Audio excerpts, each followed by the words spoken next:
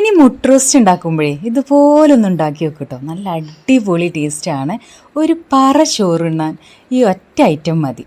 മാത്രമല്ല നമ്മൾ രാവിലത്തെ ബ്രേക്ക്ഫാസ്റ്റ് ദോശ, ചപ്പാത്തി, ഇനിയിപ്പോൾ പൊറാട്ട ആയാലും ഇതിൻ്റെ കൂടെ ബെസ്റ്റാണ്. അടി കട്ടിയുള്ള ചട്ടി എടുക്കുക. അത് ചൂടായി വരുന്ന സമയത്ത് വെളിച്ചെണ്ണ ഒഴിച്ചു കൊടുക്കുക. വെളിച്ചെണ്ണ ഒഴിച്ചു കൊടുക്കണേ.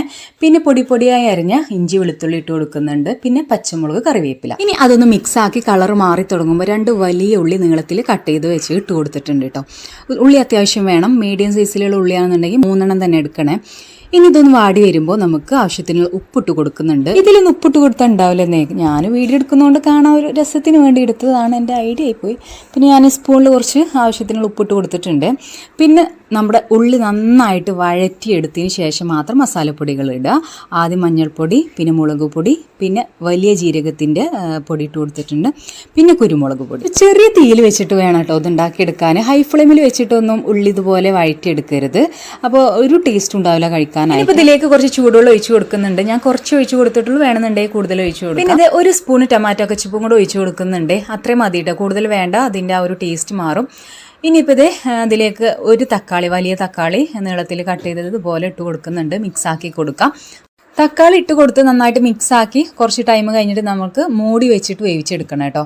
ഇതിപ്പോൾ നന്നായിട്ട് വെന്ത് വന്നിട്ടുണ്ട്. അതിലേക്ക് ഇത് ചില്ലി ഫ്ലെക്സും ഗരം മസാല ഇട്ട് കൊടുത്തിട്ട് നന്നായിട്ടൊന്ന് മൂടി വെച്ച് ഒന്നും കൂടെ ചെറിയ തീയിലൊന്ന് വേവിച്ചു. ഇനിയിപ്പോൾ നിങ്ങൾക്ക് ദോശ, ചപ്പാത്തിക്കൊക്കെ ഇങ്ങനെ കുറച്ച് ചാറായിട്ട് വേണമെന്നുണ്ടെങ്കിൽ നമുക്ക് വെള്ളം ഒഴിച്ചു കൊടുക്കുമ്പോൾ ചൂടുവെള്ളം ഒഴിച്ചു കൊടുത്തല്ലോ. ആ ഒരു സമയത്ത് കുറച്ചും കൂടെ ആഡ് ചെയ്തിട്ട് ചെയ്തെടുത്താൽ മതി കേട്ടോ. അപ്പോൾ ഞാനിത് മുട്ട റോസ്റ്റ് ആക്കിയില്ല ചെയ്യുന്നത്. അപ്പോൾ അത്രയും തന്നെ ചാറ് വേണ്ടാന്ന് കരുതിയിട്ടാണ്. ഇതിൻ്റെ ഇടയിൽ ഞാൻ മുട്ടത് തൊലിയൊക്കെ കളഞ്ഞ് റെഡിയാക്കി വെച്ചിട്ടുണ്ടായിരുന്നു. മുട്ട ഞാൻ കുക്കറിലാണ് വേവിച്ചെടുത്തിട്ടുള്ളത്. ഇതിൻ്റെ മോളെ ഫേവറേറ്റ് റെസിപ്പി കേട്ടോ. മോൾക്ക് സ്കൂൾക്കൊക്കെ ലഞ്ചിന് വേണ്ടി കൊടുത്തു വിടാറുണ്ട്. അപ്പോൾ ഈ സംഭവം ഇവിടെ അടിപൊളിയായിട്ട് കിട്ടിയിട്ടുണ്ട്. ഇനി നമുക്ക് മുട്ട ഇതിലേക്ക് ഇട്ട് കൊടുക്കേണ്ട പണിയുള്ളൂ. ചില ദിവസങ്ങൾ നമ്മൾ എവിടേക്കെങ്കിലും പോകാനോ അങ്ങനെയൊക്കെ ഉണ്ടാവുമല്ലോ.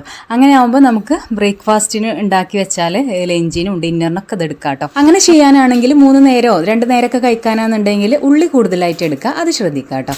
ഇനിയിപ്പോൾ ഇതൊന്നും കൂടെ കളറൊക്കെ വേണമെന്നുണ്ടെങ്കിൽ കാശ്മീരി മുളക് പൊടിയൊക്കെ ഇട്ടിട്ട് ചെയ്യാം കേട്ടോ. ഇതിങ്ങനെ വെച്ച് കുറച്ച് ടൈം ആകുമ്പോൾ ഒന്നും കൂടെ ഡാർക്ക് ആകും കേട്ടോ. ഇനി ഇതേ ഞാനൊന്ന് മൂടി വെക്കുന്നുണ്ട്. ഒരു 5-10 മിനിറ്റ് വെറുതെ അങ്ങനെ വെക്കുന്നുണ്ട്. ആ മുട്ടയിൽ ഒന്നും ഇങ്ങോട്ട് നല്ല ഒരു സ്മെല്ലും ഇതൊക്കെ കിട്ടാൻ വേണ്ടിയിട്ട് ഒന്നും ഇങ്ങോട്ട് മൂടി വെക്കുക. അങ്ങനെ നമ്മുടെ മുട്ട റോസ്റ്റ് റെഡി ആയിട്ടുണ്ട്. നല്ല ടേസ്റ്റാണ് കഴിക്കാനായിട്ട്. നിങ്ങൾ ഒരു പ്രാവശ്യമെങ്കിലും ഇതുപോലെ ഉണ്ടാക്കി നോക്കുക. അപ്പോൾ ഇങ്ങനെ സേവ് ആക്കിക്കോ, ട്രൈ ആക്കിക്കോ. അപ്പോൾ ഓക്കെ, ശരി എന്നാൽ ടാറ്റാ, ബൈ ബൈ.